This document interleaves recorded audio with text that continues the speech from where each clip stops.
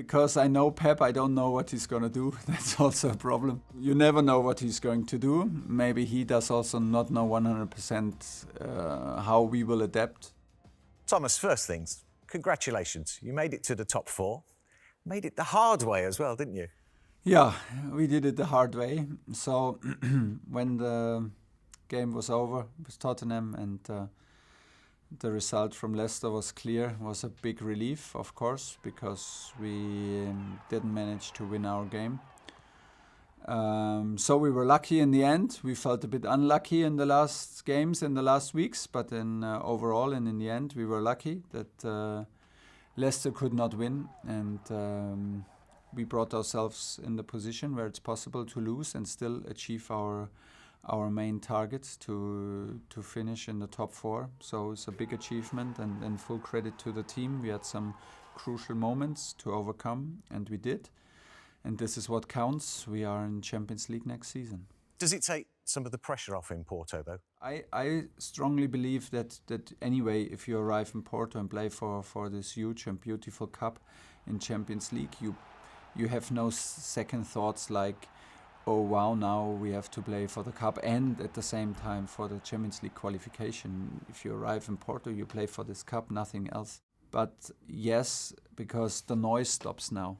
It's like it's calming things down now for us in the week to prepare, because the noise around, like constantly asking what would it mean to the club, do you play Champions League, maybe not, like all these questions suddenly are not there, and this clears the air, calms everything down, and makes it more easy for us to focus and to prepare the match in the way that it's needed to be prepared. And talking about all of that noise, the fact that you went to last season's final, does that help you cope with that? Does that help you marshal your troops during that week?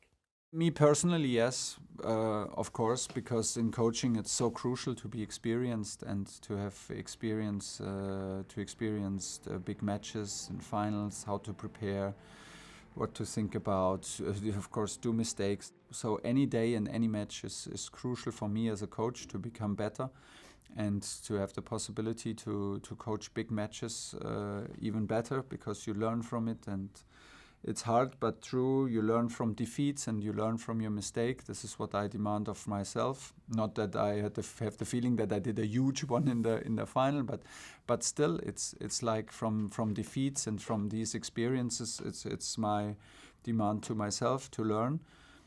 Well, unfortunately, we didn't have the experience together as a whole group, so we could use it. So it's me and Thiago now arriving for the second time, and for us it will help. But it feels completely different. Last year it was a 12 days tournament, and now it's a 1 year competition. And since half a year, I try to end what Frank Lampard started in a perfect group stage. So we went through 6 matches over several months. So it's a completely different feeling to arrive now in Porto. We will have some spectators, and yeah, it's nice. It's nice, and hopefully we can get the job done. When you get to these big moments in your life, do you allow yourself to think back to when your knee injury finished any dreams of a Bundesliga career, or when So you were long working back. in Stuttgart in a bar serving drinks just to pay for the university? Do you allow yourself to look at the journey you've been on? More or less, I only do this when I get asked about it. And sometimes it's a bit sad that I don't have this in me, but maybe it's a good thing, because I'm constantly going forward, constantly thinking about what to do tomorrow, how to prepare, how to speak to the team, what do we do, what do we need mentally, physically, tactically, emotionally, what can I do for the team, how should we prepare this week. So I'm constantly in this mode, and not looking back and not having this feeling how it was like watching games like this on television as a huge fan of football, or like you say, like when I had to finish my career, at which point when I talk with you about it, it's present, of course. It always and constantly feels a bit unreal to me that I'm in this position, because it feels like I'm just doing my job, and it's like a gift to have players in the club who give me the possibility to do it on this level. I feel very gifted. Once I see all the messages and the joy that it brings to people who wish me the best, to my family, to my friends, to people in my hometown and friends from my parents, and when I see this is actually the true joy.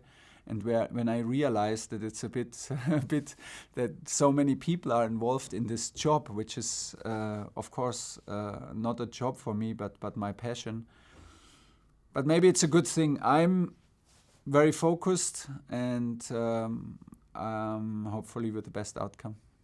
You always like to absorb knowledge and learn new things, as you've said. Are you playing a side that you know each other too well, you two? Manchester City and Chelsea seem to know each other intimately. Yes and no. And because I know Pep, I don't know what he's going to do. That's also a problem. You never know what he's going to do. Maybe he does also not know 100% how we will adapt to the situation, that we're not exactly sure. He played now against us in two different teams, two different situations and two different tactical formations. We know each other well, but well, it's I think not a battle between me and Pep. It's between our teams, and I'm pretty sure that he arrives very happy with his team in Porto and is confident to arrive with this group of players. We are self-confident, and it's the best feeling for a coach to arrive with a group in which you trust.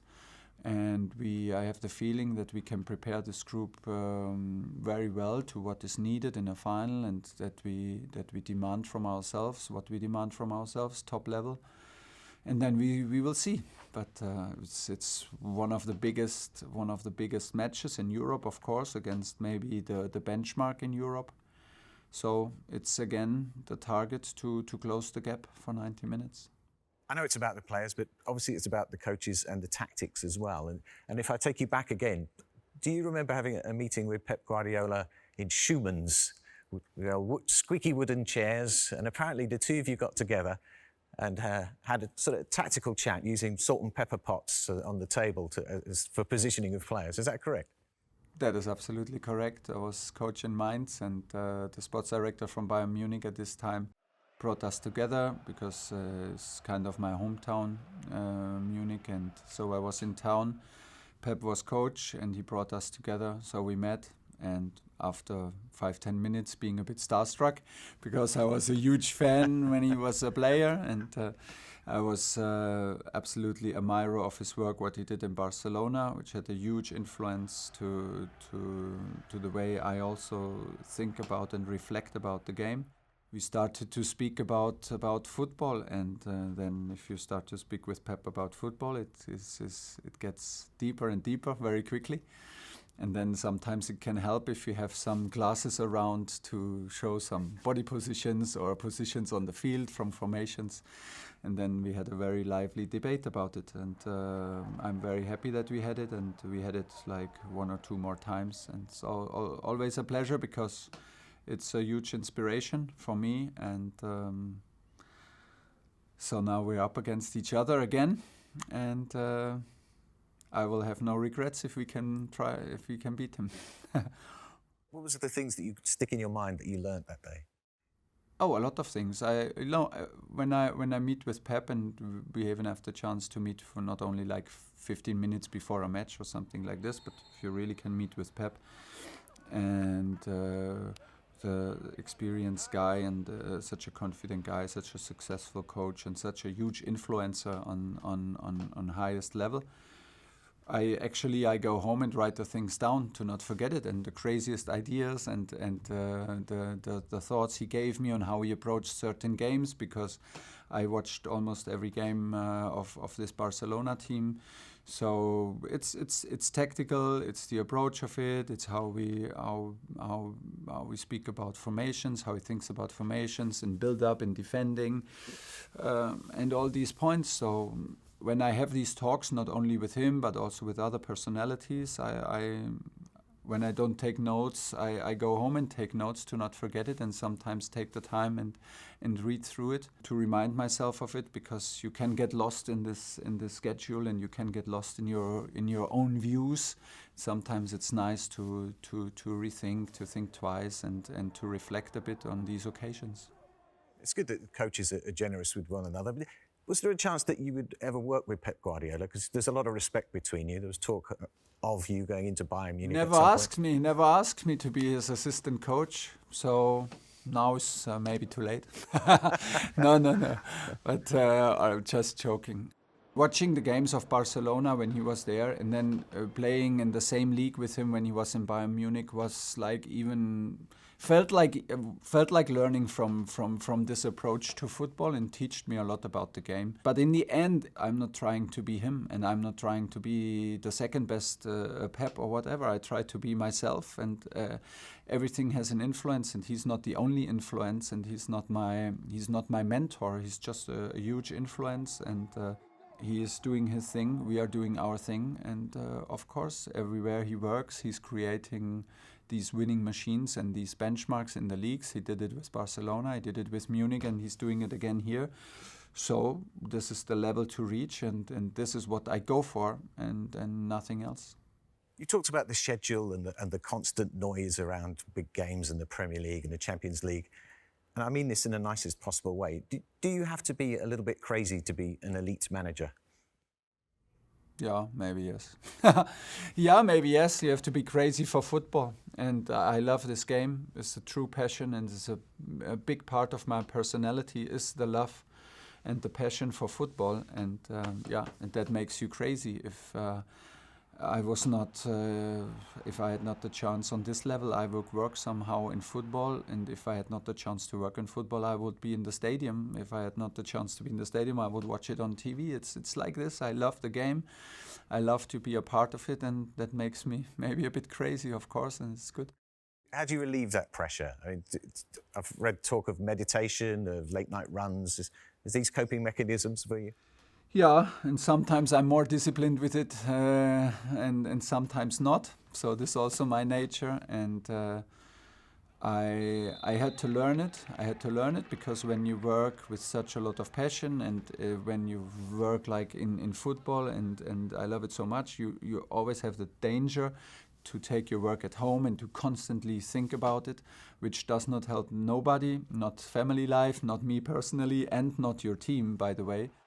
It's necessary to do, but in general, is what I love does never feel as a pressure. I don't feel the pressure. I feel the tension, of course. I feel my excitement. Yeah, I feel the excitement. I feel the tension, and I feel this desire to win, and this hunger on the sideline. All these emotions, I feel it. And to get a good sleep after, it's necessary to take a run sometimes through the night and sweat it out. But in general, I love what I'm doing, and I don't want to miss a minute. Absolutely right. Thank you, Thomas. Thank you.